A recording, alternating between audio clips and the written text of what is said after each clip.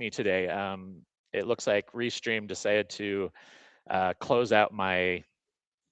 Normally, it shows my picture without any issue. So today, it must be the computer more than likely than anything. So anyhow, we are on with John Togsy. John, thanks for joining, and I'm sorry about the technical difficulty to get started there, but at least we're live. We are on now, and I just wanted to say thank you for all you've done for the TA community. Um, I was going to show a picture of your book, the Full Stack Recruiter, which you can't really see right now. You want to hold it up? You gotta, Well, I've got it, some of my books behind me, so yeah. Grab the Full Stack Recruiter. Show people. It's just turn around. You got one right behind you there. So those books right there are really great books because Jean has put together some really amazing sourcing information for folks. And I think what I love about your book is that I use it as a Bible, basically. And it's a one stop shop for everything from how to use the cite command to searching various social platforms and a wide variety of other things. Why'd you write it?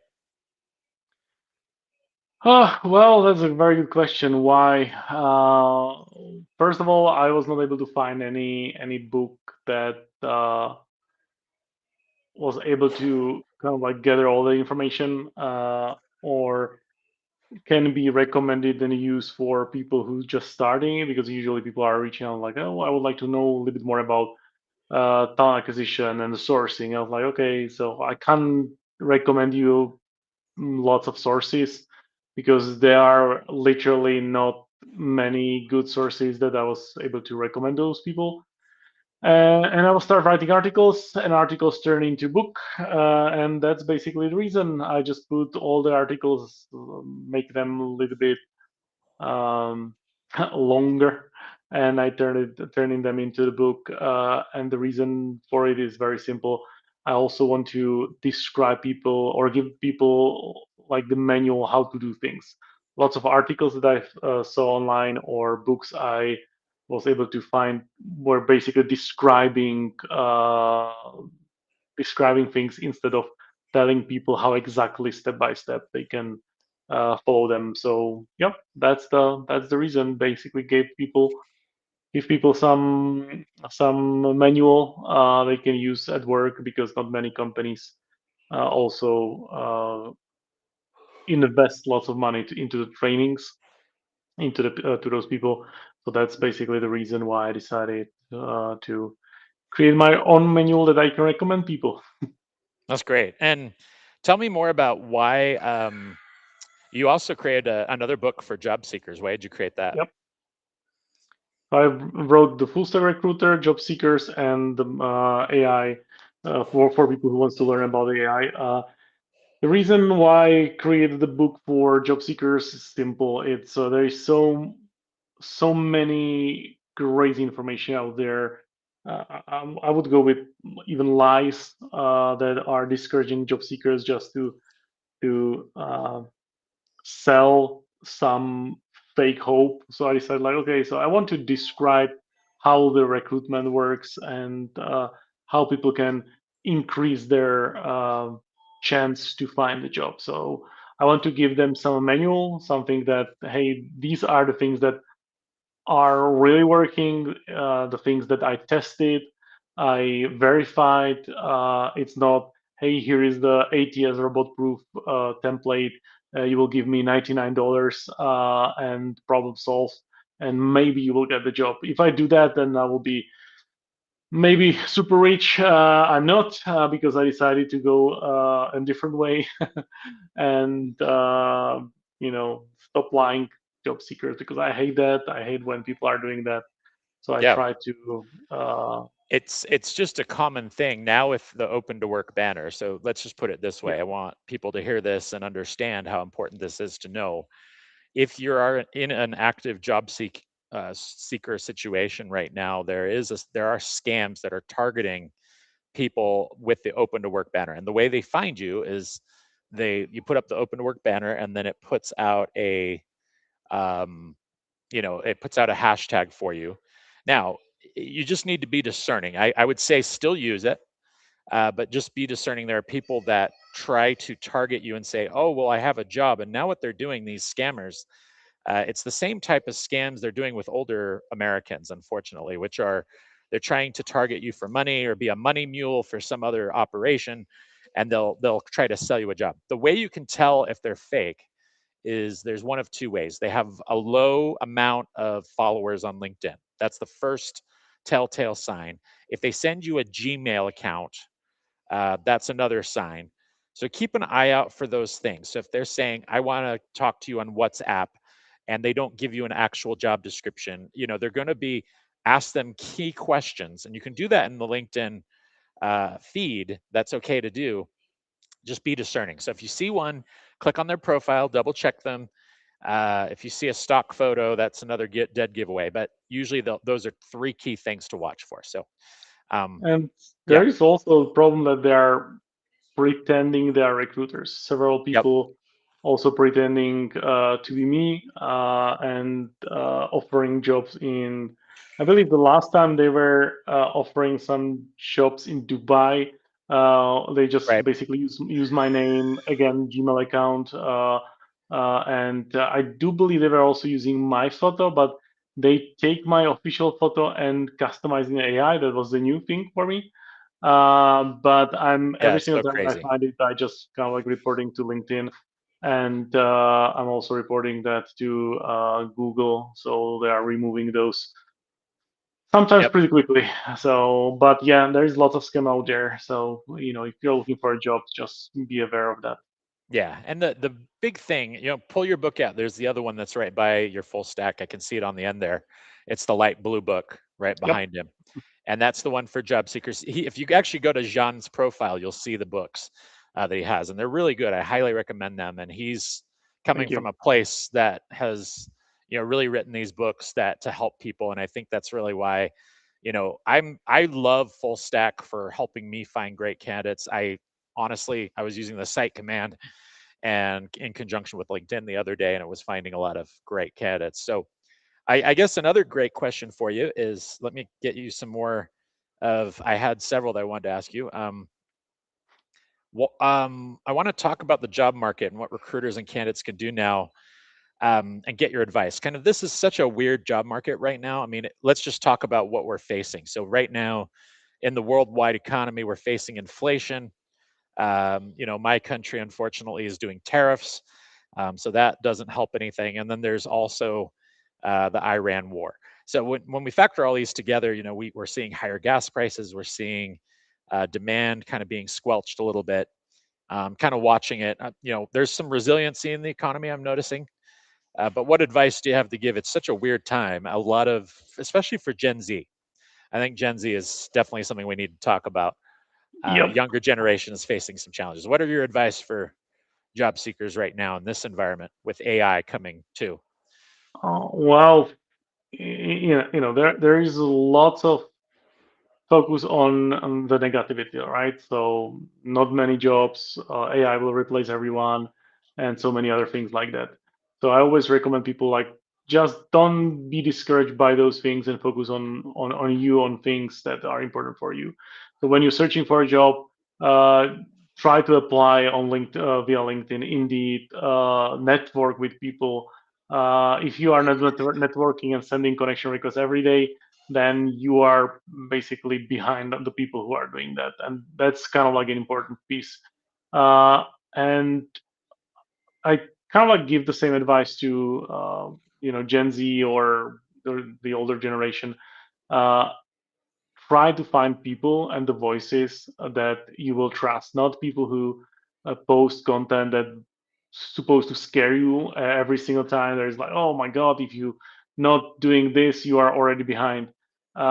People are always trying to kind of like use your anxiety to scam you, get more money. So try to find people you can trust and learn from them, network with them. And there are things, and you mentioned war in Iran and other things. Those are the things that I can't influence. I'm not in a position to Correct. influence. So Yep. I basically need to accept them, live my life, and focus on things that are important. Of course, I need to take them in account about the things that I'm planning and doing. But I also need to embrace that some things I can't influence. Wars I can't influence. I'm not in the Yeah. position. I can't influence if my role one day will be replaced by AI, because if AI is going to replace jobs, that will replace many other jobs. But what I can influence is I can spend a lot of time to learn about AI, how to leverage AI. I can build my own agents. I can every day try to work with those agents and AI tools.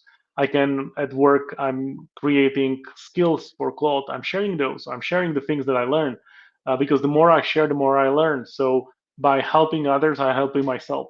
It sounds kind of like selfish, but this is the way. This is the way. So I'm not focusing on if AI will replace me or replace all recruiters. I personally don't care. It's going to happen. It's going to happen. I will need to adjust. But what I'm trying to focus on are things that I can influence. And what I can influence is, am I going to learn? Am I going to spend the time on those things? And if the answer is yes, those are the things that I can able to influence. And with the you mentioned Gen Z, they are struggling to find a job on the market right now, and most likely there will be until people will be hiring more juniors. Yep. But the time that I will be using for searching for a job, if I just finish the college and I'm just looking for a job, I will be learning from others, networking like crazy until LinkedIn will going to tell me like, hey, stop sending so many connection requests, and I will be building the the base of my network that I might not be using right now, but within 2, 3, 4, 5 years, I will have a network of people that will know my name, that I can reach out, and they will be in the position to most likely and hopefully hire me if I'm just finished the school, and I will be networking and learning about the AI as crazy, and I will be sharing those things, because when you share things, you are attract the people who are going to be finding your content, regardless if you are sharing on LinkedIn, TikTok, Instagram, just writing the blogs. But that is something that I recommend to everyone. Just focus on the things that are important for you, and don't feel the anxiety about things that you can't influence, like again the wars, because That is we so are true. small people. Great. What amazing advice. And unfortunately, you can't see me today because, again, this is the other thing. You always have to prepare a contingency plan, and this is a good example of it. Like I knew that Restream usually works for me, so I wasn't anticipating, and I had a backup plan, which is okay. I'll just jump on here and I'll just go. I mean, because we had the time and I didn't want to lose it. So honestly, you can't see me today, but my face is there in spirit. But I'll have to. That's another thing, is being able to adjust on the fly, and this is a good example of that. I'll talk about what I experienced this year, and I'll be public about it. I had an accident earlier this year, which kind of threw me off, and wasn't anticipating that, but they discovered kidney cancer later. And just because of that other situation, I was very lucky to find something. And I want everybody to know that you need to take your life very seriously and always be ahead of the curve and be networking all the time. And I think that's really what I think the heart of what you're getting at. Have your network in place, and especially cherish the people that are closest to you, your family, your friends, the people that are around you. And there are professional contacts. We now see in this modern era just how important it is. You're a friend from across the ocean, and it's really cool. We met at SourceCon, and I remember you signed your full stack recruiter for me, and it never forgot how much that influenced me. And so that's why this is such a great conversation. I'm having a lot of fun. I'm talking to you. I meant to do this earlier this year. That's why we got delayed. But I think the point is, live life on purpose for all the right reasons every day, and help people. Like look at John. John is a great example of this, and he helps people all over the world. And now look at your brand. Your brand is off the charts, and you're a great example of that because you care about people. You genuinely help people. That to me is absolutely essential. Do you want to talk about that a little bit? How that's helped you and how that helped you build your brand, and that's Honestly, something that I think is remarkable to talk about. the brand is byproduct because I am the worst influencer ever because I never focus on. I'm not focusing on followers and building followers, and Hmm. it's just I like to share. I like to write. I like to help people, as you mentioned, and getting the followers is great. I'm not going to lie, but all of those things are just the result of just focusing on creating the content, helping people, and yes, there are some people who will not going to like and don't like what I'm doing, what I'm creating.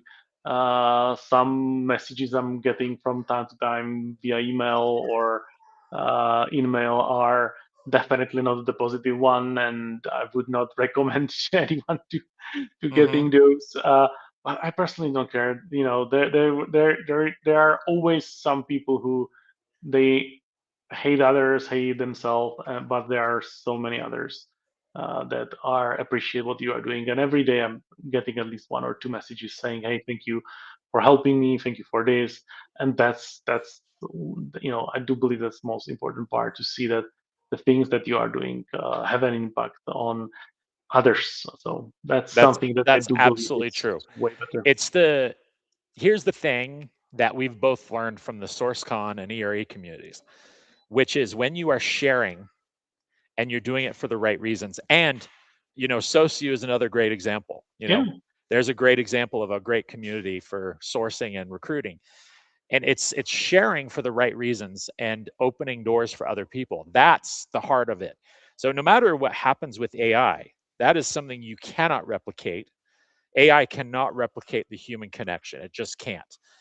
Meaningful human connections are powerful now more than ever. And I think that's the number one thing I'll say is that the advice I would give everyone.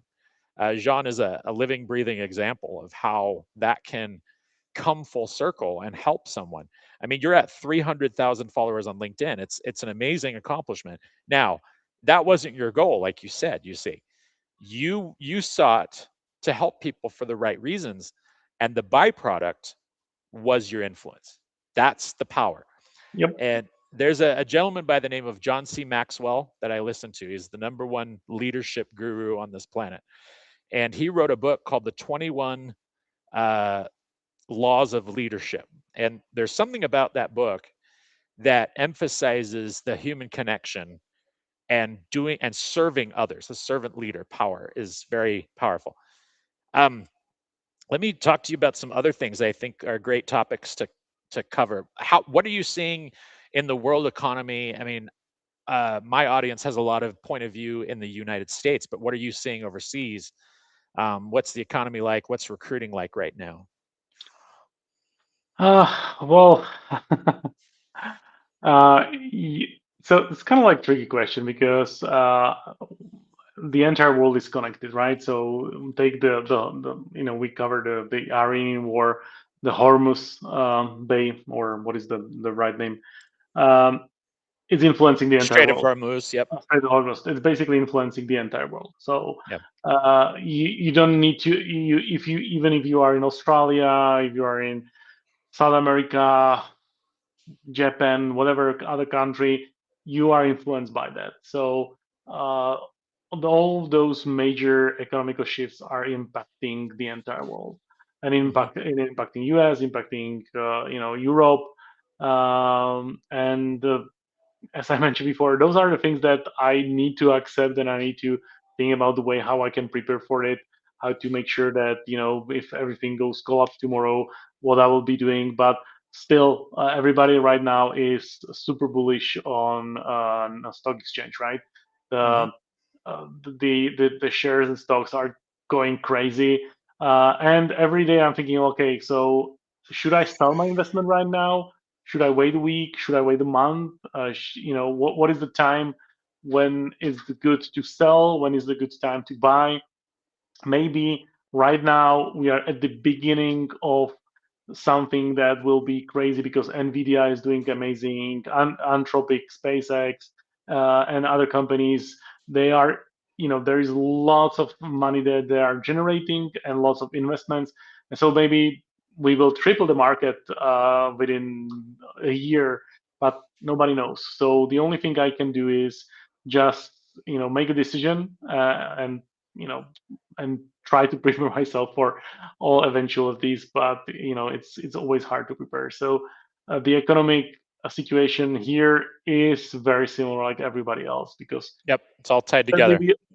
sadly we all have terrible politicians regardless of what nations we are and in what with country we are living. So I believe we are all on the same boat.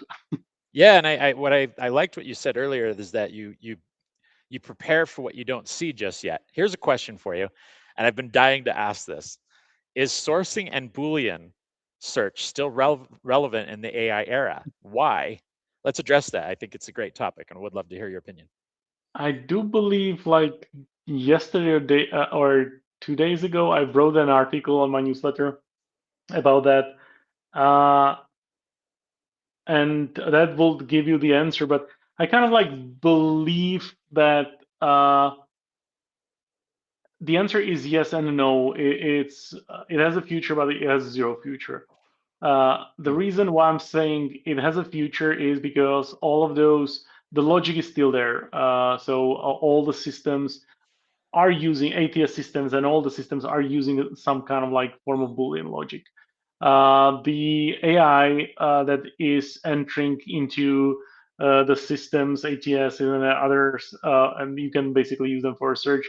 Uh, you don't need to use the Boolean there that much. However, understanding the logic and understanding those things will help you to uh, build things, right? So I will give you the example.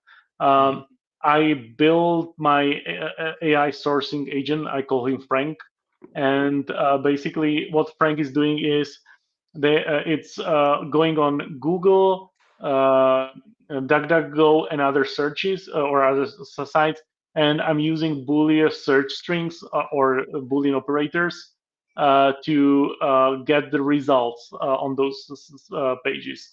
Then scrape those results, evaluate it, visit the profiles, evaluate those profiles, get the results. So I would not be able to do that without the Boolean logic that I know or I have. hmm So uh, it's super helpful for me. Would I be able to do that without it? Most likely, yes.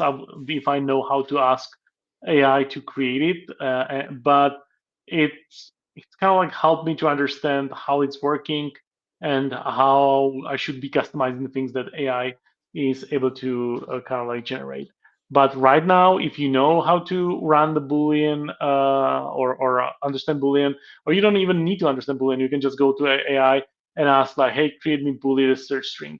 But the hmm knowledge that you have will help you to customize and tailor the Boolean that AI will give you. Because I tested with lots of LMM models, and the Boolean search strings are great. Some of them are absolutely amazing, but many of them has still space for improvement, or they kind of like create super long string. But because I know that there is a limit for Google search operator with number of words, that I know that that search string will not going to be working. And I find out about with one of my friends, he was using super long string, and I was like, oh, it's not working, it's not working. So I was like, okay, let me check. And that search string, it has like 50 plus words, and it's never going to work, right? And he was not able to find out what is going on because he has no understanding of those limits, how Boolean operators and search strings are working. So you have some positivity and some positive and negative about it, and I do believe it's super useful to understand how it's working, but it's not that super crucial like years ago when or before AI. Yeah, for sure. And I still think it's good to have the Boolean logic as a basis to work from. Yeah. It actually makes you a better recruiter by putting those together. How did you build your own agent? What did you do to do that? That's pretty neat. I Uh, love hearing this answer. It's a fun thing to talk about. so I kind of like built several of those agents already. But my kind of like method is kind of like crazy, and some people are always laughing because what I did is I start with as every single other person with OpenClaw, right? So I start with OpenClaw. I completely break it, install it, break it again, and I have like 10 version of that agent, so it was finally working for me. And the moment when I custom tailor it, it was doing sourcing. I was like, okay, but I need something else. So I found out Spacebot, and it's basically like you can have a CEO or manager and several other team members there, and I basically removed the OpenClaw and start with the Spacebot. Now I'm building things I'm using the Hermes agent. That is absolutely amazing. But I know that next weekend I most likely will delete it and build it again with all the knowledge that I already learned. So basically, I'm learning from my failures to build something a little bit better. And I don't like to save things right now because I can create it and expand it a little bit more. So I already have the ways and the steps that I'm following, but right now I'm all into Hermes agent, and I definitely recommend to everyone to try it because it's very interesting tool.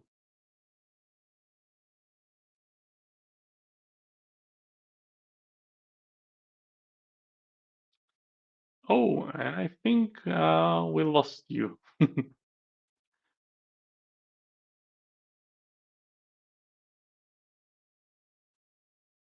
Let's see if you are going to be joining back. And hello again. You will need to cut that. You will need to cut that part when I was Well, saying, I "Hey, think you were still live. I think it was still running. I just had a yeah, computer issue. Can you you will actually just see me need." now? Yeah, I can see you now, so it's working. So you are real, not AI. So it's good. Good. You are not also I'm a scammer. glad that worked. Maybe that was a good thing that it reset itself. And you were saying keep going. Yeah, yeah. I basically finished my long speech about what agents that I'm. Yeah, I can hear you. Okay, yeah. I was talking about the agents. So All I right. was basically mentioned that. Uh,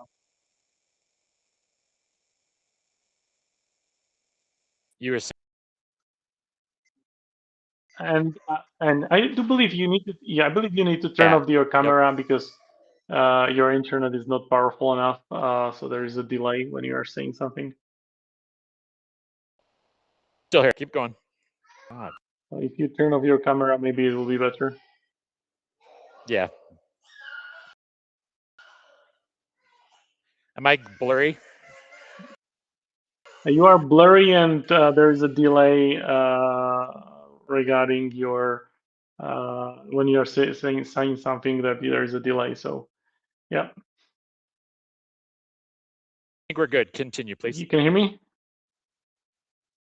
Okay, so I was Perfectly. Keep saying going. that I was using Hermes agent, or I'm using now the Hermes agent. That is quite amazing tool, and I definitely recommend to everyone to try it because it's very powerful agent, and you can use it for writing emails, even articles that I find out they're not good. But you can also use it. You can use it for many other things, even like for sourcing that I'm using. So definitely great tool and agent that I recommend to everyone to try.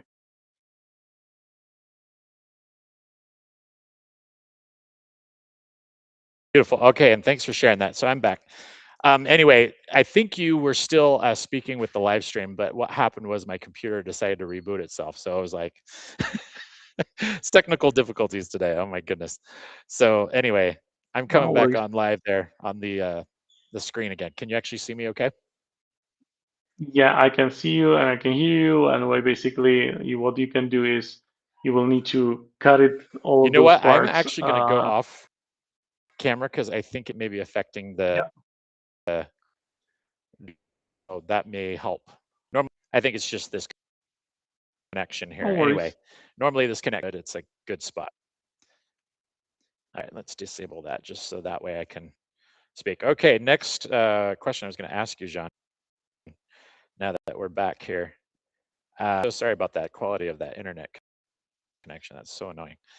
Like I said, normally I don't have any issues with that. So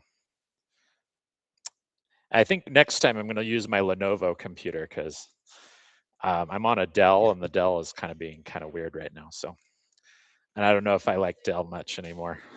I always seem to have problems on Dell. I'm not sure why it's like it never any other connection issues or problems with another computer, but I usually use my Lenovo for these. And so one day I decided to use my other one, and I'm like, okay, see here. So you want to talk about? I think the conversation's been fun. I've really enjoyed it with you. I wanted to ask you, what do you think will be next with AI and recruiting? How do you evaluate a recruiting tech stack as a leader in TA these days with everything going on?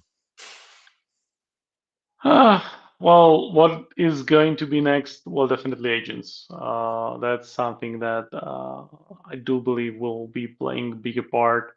And agents, like the personal one, the corporate one, will be something that will be like almost everywhere, right? And how I'm evaluating the tech stack, I honestly, I was thinking about it like 2 weeks ago. The majority of the tools on the market are just kind of like crap. They are not good. Wait, if you there or they are just wrappers, AI wrappers. They're basically using ChatGPT and put things around it, and they don't have the knowledge how those tools are working. And this is what I'm seeing on the market quite often. Every week there are several people reaching out about their solution, how to solve some problem. Sometimes the problem is imaginary, that basically doesn't exist, or sometimes the problem is it's only theirs problem, so they are the only people who are facing the problem. And kind of like I'm always wondering like why they even spend so much time to build it. And some tools that I tested are not going to live like for more than 2 hours because they are absolutely terrible rubbish. And this is something that I'm seeing more and more.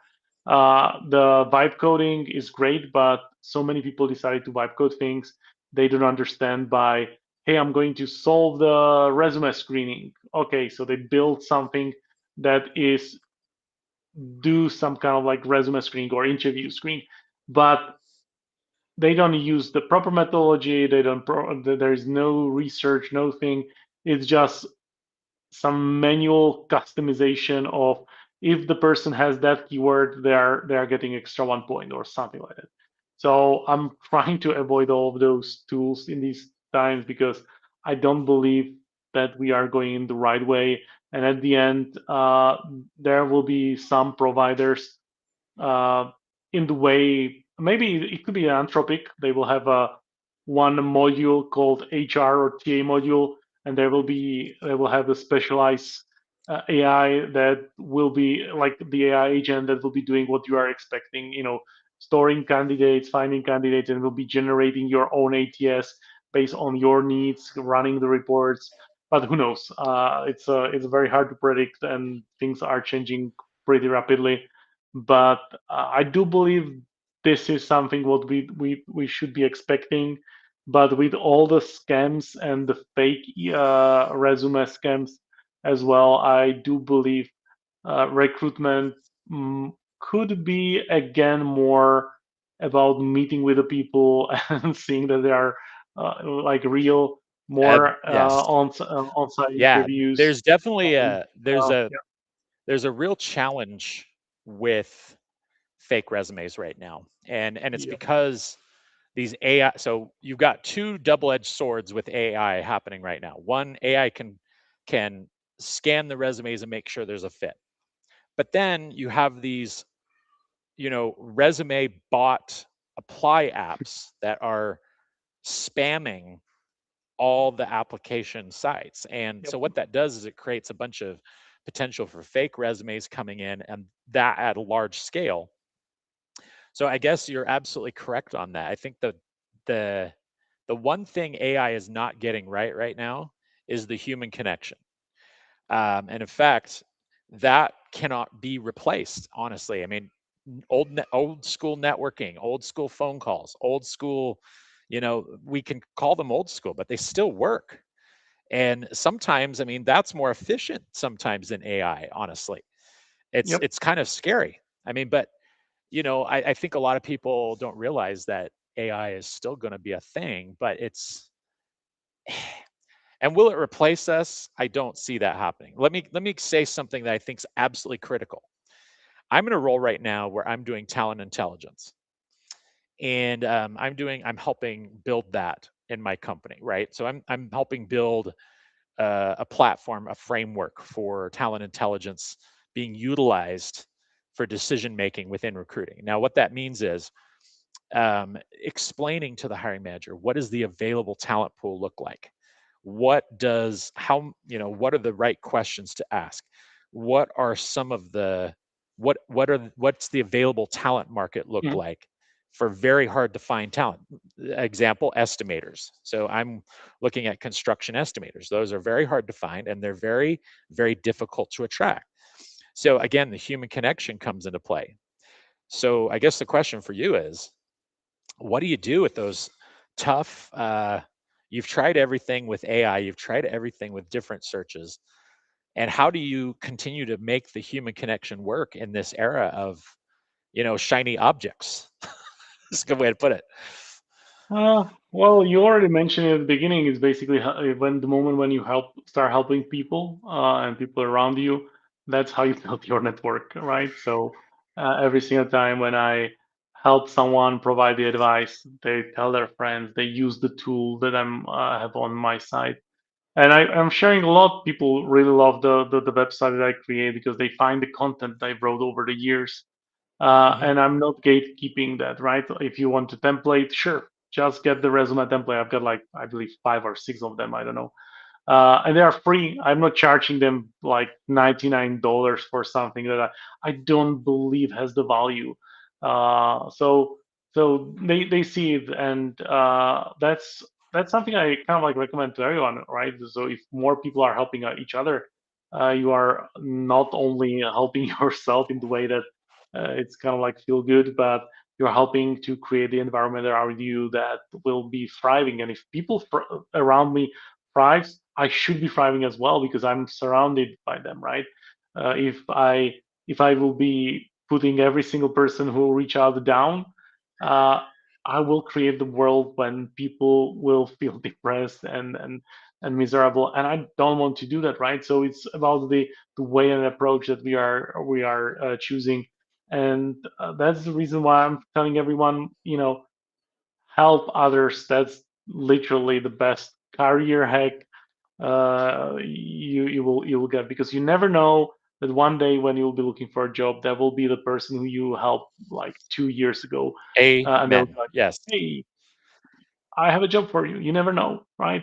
Then maybe they will never, Right. nobody will reach out. That's also possible, but still, it's a bigger chance that some people will reach out because you help them, and that's something that is important to know. Yeah, tell me about your TA leadership role. How's that been for you? I think that you're in a role that is unique.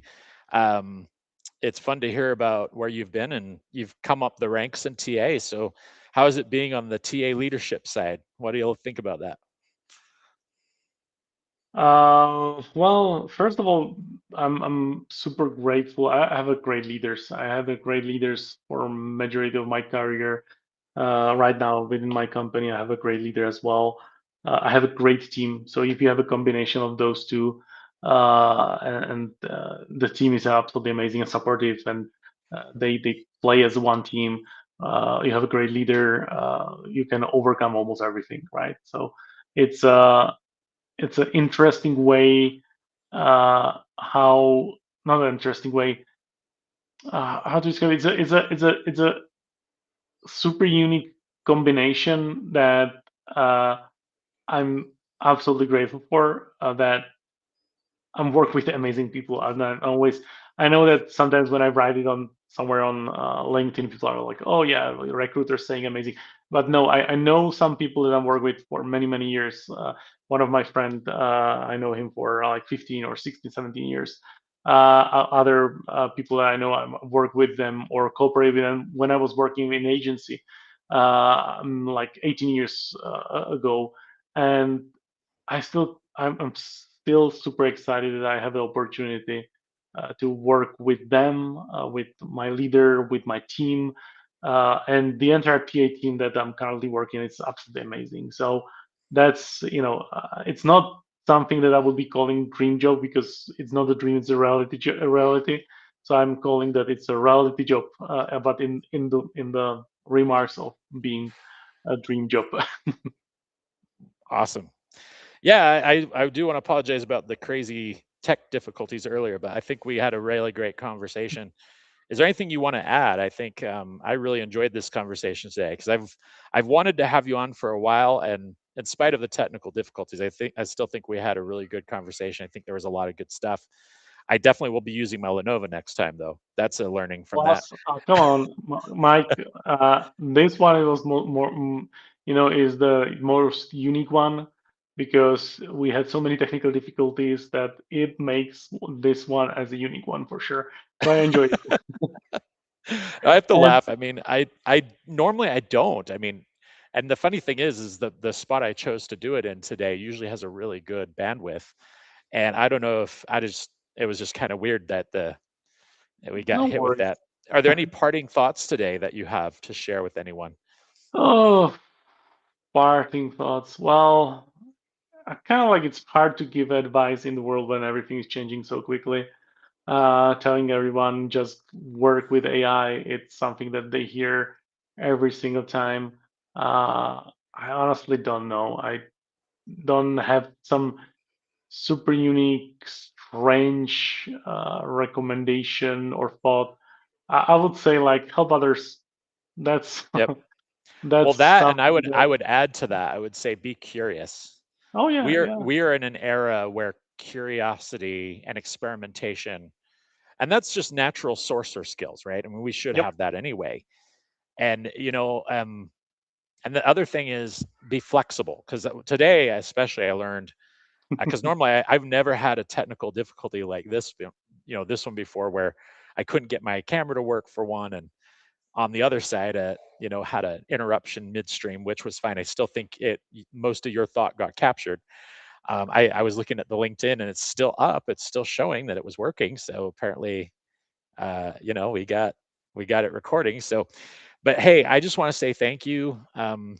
What a wonderful experience to have you. I'd love to have you again sometime, and we'll probably have less technical difficulties on that because this is like I And said, the first time I ever had and that I'm happen. But sorry, I just seeing that there are some things in chat, so I would like to address them. sure, please fire away. One of them, how much time does your Hermes agent save you typically in sourcing? Uh, it's it's quite hard to answer that because I'm also using Grok as a sourcing agent. The Hermes agent is doing usually talent mapping and finding people that are buried and it can run for like 2 hours and find two people.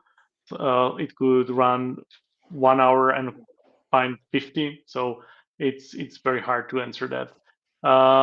And I suspect most companies will have an issue with OpenClaw. Oh yes, every single company, and I would not be surprised if they don't have an issue. But I'm not running on company hardware. I'm using my own credits. I'm using my own server. I'm not collecting any personal information of the candidates. I'm just finding links on website where those people are mentioned or LinkedIn URLs. So nothing is stored and used in that way that I would be kind of like breaking GDPR. I'm very particular about that. Hmm. And yes, I'm not using any company hardware because I also want to make sure that I'm protecting the company because as an employee, that's one of the things that I need to do. But over every weekend, I'm playing with those agents, trying to learn, break them, reinstall them. I wish there is an easy way to install, reinstall them because I'm running them in the Docker, and for whatever reason, it's always messy. Um, and within the company, I'm basically using Claude and Copilot, and in Copilot, I have several agents that I built in Copilot, and in Claude, I have several skills that I'm using for various things. But you know, Grok is also a great tool for sourcing. If you want to get some, if you want to find some people on Twitter or X, or people on LinkedIn, basically Grok or Hermes Agent is a great way to find. Give you the short list of URLs of people or websites that you might not be able to find because you are using only LinkedIn. So I just want to cover those so people have that answer. Yeah, thanks for doing that. No, I think that agents are definitely something I use ChatGPT a lot. I use Copilot. I've used Claude. I've used a various amount of different ones. Is there a favorite that you have? Uh, and this is kind of like crazy. I'm paying for almost like everything. So I've got Grok, like the Super Grok, that's $30. That's something that I really like because it has some options and things that other LLMs don't have. For example, this is the only tool that is able to access Twitter. So definitely something super useful. I also use Gemini for infographics and some searches. I love Claude for vibe coding. I love Gemini for the emails, notebook LLMs. I'm not a fan of Copilot. It's basically wrapper of ChatGPT and not good one, but it's still working. It's still able to do some things for you. And I also have some other element models that I'm bought over time, or I have a license.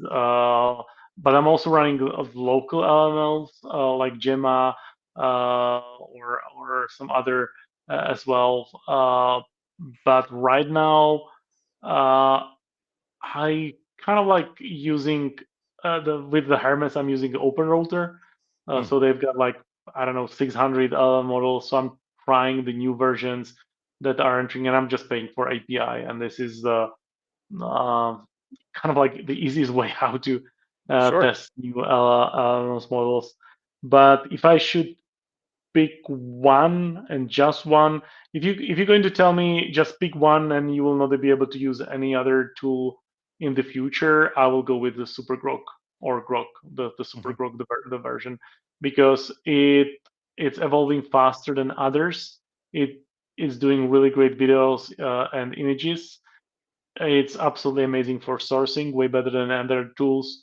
It's not that cool for developing things like Claude, but they are improving. And I do believe within a year and a half, it might be beating those other tools as well, based on because they will have an option to create AGI at some point with all the money and investment that they are doing. Then definitely their models will be most powerful ones in the future. But Hey, you know, did you program those yourself? Did you have to code them? How did you create them? which one, or what do you mean which one? Just Like a any of your agents that you set up. How did Oh, you? so agents are set by the Hermes agent or OpenClaw or Superbot. Those are the tools that I Mm, was using, and there are many other Claw agents. So they are already built. I don't have the knowledge to do that. But what I was building, I was built and I built several applications. For example, if you have a job advertisement from an agency, you will put the job advertisement from the agency into that agent or application, and I run several layers of identification, and I'm able to guess what company is behind that advert, so I can find out for what company the agency is looking for. And there are several that I'm using free AI agents. They're kind of like targeting different part of this investigation. And this is something that I built myself, as many other tools. Excellent. But it's just vibe coding, so I'm running it on my Cloudflare workers, servers, or locally. It depends on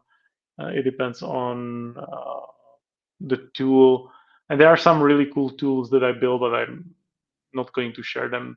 And it's all just vibe coded, and it's working, so I'm glad. So That's great. Good job. And you know Mike Wolford at all? Speaking of yep, which, before I jump into that, do you have how much more time do you got? I want to be cognizant of your time. I've got a few more minutes, so sure, Okay. we can How continue. about Mike Wolford? He's built all these cool things and he's doing a lot of cool trainings on AI stuff. I've been following his content a little bit because I love what he's doing. Have you taken a look at some of the stuff he's got going? Nope. To be Yeah. frank, no.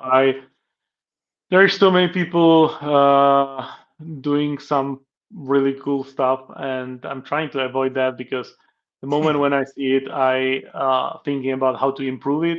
I'm saying why I didn't build this myself, or I'm trying to build myself. So just kind of like not going insane. I'm just focusing on things that I like and I want to do rather than what others people are doing, Hmm. uh, because. And I'm not speaking about Mike specifically, but there Sure. are many people out there that are building things. But oh my, those are absolutely crazy things that should not be even put online. But they are they're getting customers, and the only person who's frustrated is like, why the heck? And it's myself. Because I don't understand why people are building applications that are breaking GDPR, breaking the law, Hmm. and so many other things. And I care about those things because I do believe that if there is a startup that is getting profiles of the candidates, they should be transparent that their recruiter is putting their resumes into vibe coded application that is running on their personal cloud license. I have Mm. very huge beef about that, but so I'm trying to avoid, because usually I'm the one who is kind of like, why the people are doing that. So I'm trying not to focus on what others are building and focus on things that I would like to build, and I have more time to do those do that. Yeah, sure. Well, I wanted to ask you. I think GDPR is actually something of interest to a lot of folks in the states, Yeah. and I think that's an area of expertise that you have. And because you're in Europe and you have to be sensitive to that because it's a European Union law. How do you work around that? What do you do when we're so used to having open source here in the United States that a law like the privacy law and the GDPR has it's more of an opt-in scenario. They have to opt in to meet that expectation. But how do you work through that with that scenario there? If Uh, ever we were to run into a similar scenario, what advice would you give to folks that have Yeah, that but kind of you've law? got several laws We do. in, I We do. believe, Yes. California, New Yep. York. New Yep. York is a prime You're right. example. If you are using resumes in AI, you need to inform Yes. the Yes. candidate. Yep. Yeah. So There's a how few companies that have gotten into trouble for that. Yeah, yeah, and honestly, they all should go into trouble because they should be following. So when somebody asks me like how I'm following with the GDPR, I'm following the GDPR. I'm not feeding the information from candidates into AI. When Hmm. somebody reach out to me over a LinkedIn with, "Hey, here is my resume. Share it with my managers," I was like, I can't do that. You need to apply. Give me the consent, and I'm following that Hmm. by letter because I respect. I know that for some candidates they don't care, and some people were pretty mean and angry by saying, "Well, here's my resume and just share it." It's like I can't, because I also, as an employee, I need to protect the company because I Right. want to make sure that the company is going to be growing, will be growing as a team, and not put the company in the situation that will be paying the GDPR fine that is 4% of the net income or something, Oh wow. or Okay. or it's kind of like a really crazy number. So I want to be super cautious about those things, and I also don't want to do things that I don't want to others are doing with my resume, like feed Hmm. it into AI, analyze it, or analyze it against other people without speaking with me, because that's something that what I saw that some startup recruiters, you know, Hmm. they they create a web application that is comparing candidates. So they feed 100 candidates Mm. into Claude. They just get the list. And I was wondering, first of all, I would not be having a presentation even on the meetup about that, because it's absolutely crazy saying, "Hey, I'm Right. breaking GDPR," and I would not be proud of it by saying, "Hey, I'm breaking GDPR," analyzing candidates' profiles without any methodology or process, because any AI can compare the keywords, but that's Hmm. not recruitment. So Right. that's something that is absolutely driving me crazy.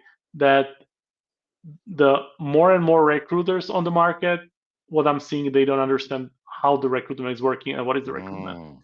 They are super excited about vibe coding, and myself, I'm pumped about vibe coding. I love vibe coding, and I love building applications.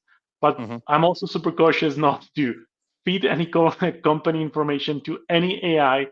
even not even emails, right? Unless it's the company email, company AI or enterprise edition. Uh, but I would never ever even into enterprise application give or upload enterprise AI version upload the resume of the candidate without telling them, because That's a very good point, because if you it's don't just do that crazy. correctly, then you could be on the other side of GDPR and get hit Yeah. with a big fine. And that's really good advice, because I think so. Basically, what you're telling folks is make sure that if they reach out to you, that you have them apply to an actual job and then give Yep. consent. And that's the way to go. They come through the front door. And that's where a lot of, in the United States, we see a lot of the opposite of that, because we don't have that law in every state. And each state is kind of its own animal, so it's even posting salary information, you have to kind of be aware of each law and Yep. what circumstance there is. And Europe's a very interesting place to recruit in, because now you, with the GDPR, you actually have to be very careful what you do. And I, And I like your point. I think you have to be human. That's really the key that you're saying is, don't do the right thing for the right reason. That's really what you're And doing. there are people, and I don't know the name of the person that I was kind of like arguing online on LinkedIn. There are people who are bragging about how they kind of like review, let's say, 50,000 people and select the best one. But the problem is that every model has its own bias. So basically, you are not fighting, using AI fight the bias. You are just automated. So you are picking the wrong profile way quicker than than you would be picking manually. Plus, uh, if you train your AI to find people that you like Hmm. with a specific school, specific, I don't know, Then you open background. yourself up to bias. Yes, and that's something Yep. that I don't even understand why people are bragging about it. I should be ashamed saying, "Hey, I use AI to find or review 50,000 people and found these five that are amazing."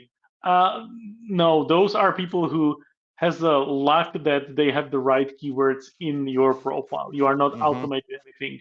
And with so many AI generated resumes, fake one or real ones, uh, there is no way how to find out what is the best way or best resume. You literally need to speak with the people to understand their background. So that it's not only about the GDPR. GDPR Hmm. is protecting people like the candidates, and it's also protecting the company, not doing anything crazy.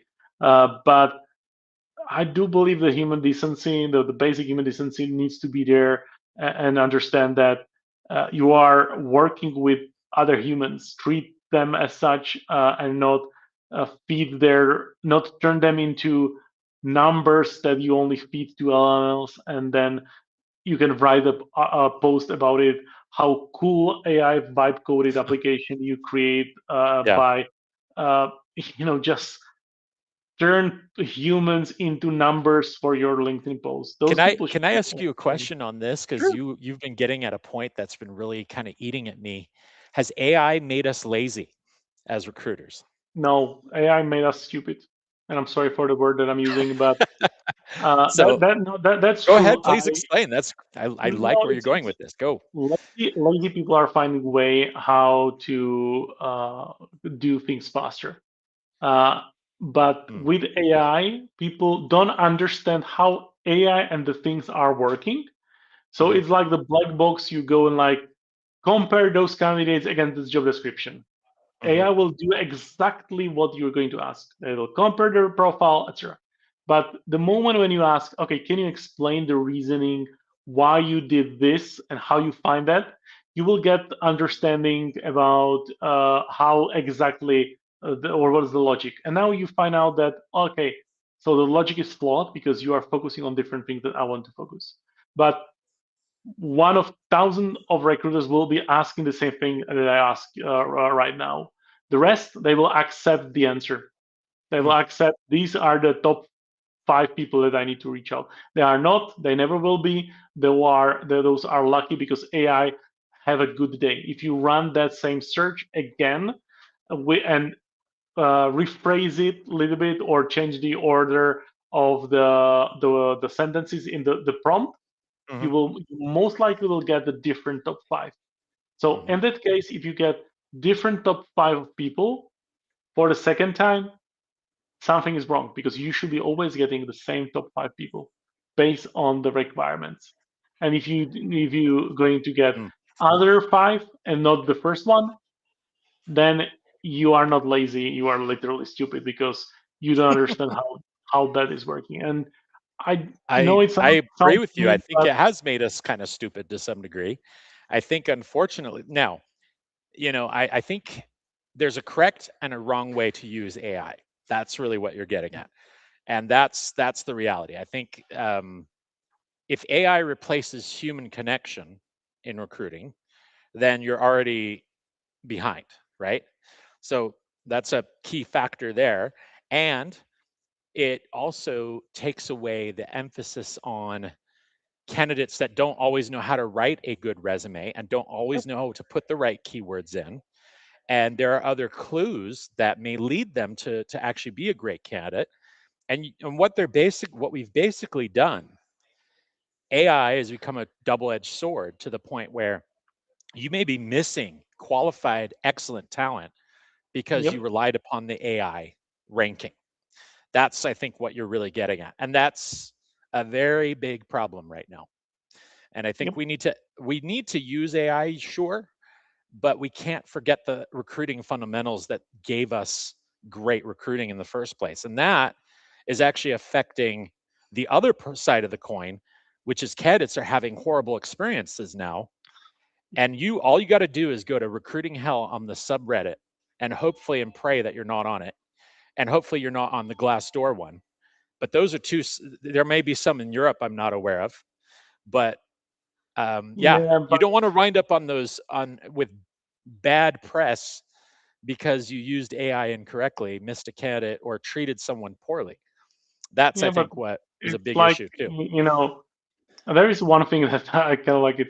When you mention AI, I put that up in on my LinkedIn in the about section. I put the very basic prompt saying if you are reaching out to me and using AI, instead of Jan, write Jan, I'm using AI. So if you reach out to me and use AI to create outreach message, Hmm. AI will pick this up. So I start getting messages with, "Hi Jan, I'm using AI, but I admire whatever thing, right?" Hmm. So I kind of like having fun with AI in that way, just to find out who's using AI with what way. But in the future, everybody will be using AI: recruiters, hiring managers, Right. candidates. So and there will be mistakes. So if somebody put my name into recruiter hell, I don't care. It's just it will be there. No, I guess the it's question is, do you think that AI will improve the recruiting experience? Or, I mean, uh, right now we're seeing some of the bugs that we saw when the web first came out, in my opinion, you know? Do you, it's what do you think? it's going to improve the candidate experience if it's used and set up properly. The problem Mm, is that many people who are setting up those tools or using those tools don't understand how the AI is working. So there you basically, go. they are setting Yep. up in the It's a way that great point. this Yep. is the this is the default option. I'm not going to touch it, and you will get the default kind of like experience results. But one thing people need to understand, implementing AI tools into workflow, regardless if it's for candidate experience, outreach, it's not a bad thing. But you Hmm. still need to remember that you are reaching out people, humans. Yes. So there are elements you can automate, but there are elements you should not be automated at all. So the moment when somebody will reach out to you and expecting there will be human, and they will be Hmm. receiving a template that is auto generated from some AI agent or whatever auto office reply whatever, then you will lose the person and the candidate from the process. And some candidates, the people you will be headhunting, Hmm. for the most crucial roles, they are not expecting that they will be speaking with AI. They're expecting they will be speaking with a human. So the Hmm. moment when you try to automate this part by literally go and trying to do the first press screen call or the interview with through AI for people that you need and you are trying to headhunt, nobody will, you know, going through Yet, the process. to your point, I think I learned this especially with an estimator recruitment that I was doing. I connected with a gentleman who, the human connection between and the trust between him and I was a Mhm. differentiator. And it's been that way all throughout the recruiting process, from the beginning point to all the way to the end, talking with him over the phone and getting to know him and having, you can't replace that. There's a trust factor that I think some recruiters are missing the boat on, which is they do everything over email, which is strange to me. I mean, you should have a phone conversation at some point along the way, and you can't necessarily automate all the parts of the recruiting process. It just doesn't work. You have to have a phone conversation and a human connection somewhere along the way. Now, in the beginning, you might be reaching out and sending a message, seeing if they're interested, sure. And maybe AI can help with that, but you also still need to tailor to get the response rates up. Candidates are not dumb. They know that if they can usually see through the fact that it's been an AI generated thing. So like let's talk about the dash. The chat GPT is famous for the dash, putting the dash in the middle of things, dash, dash, dash, all the way down. And people can tell. And so I like when I heard that, I was like, oh, if I use if I use it to help me write something, I always go back and reread it. And then I also double check to see if it's personalized. And LinkedIn has this AI tool that sometimes makes mistakes too.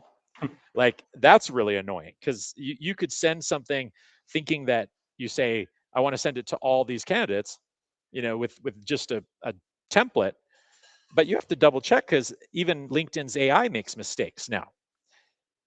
Well, no It's AI is crazy. perfect, right? And the when you mentioned Mdash, I was using Mdash when I was writing. I found templates that I was sending 5 years, 7 years ago with Mdash. So now Yeah.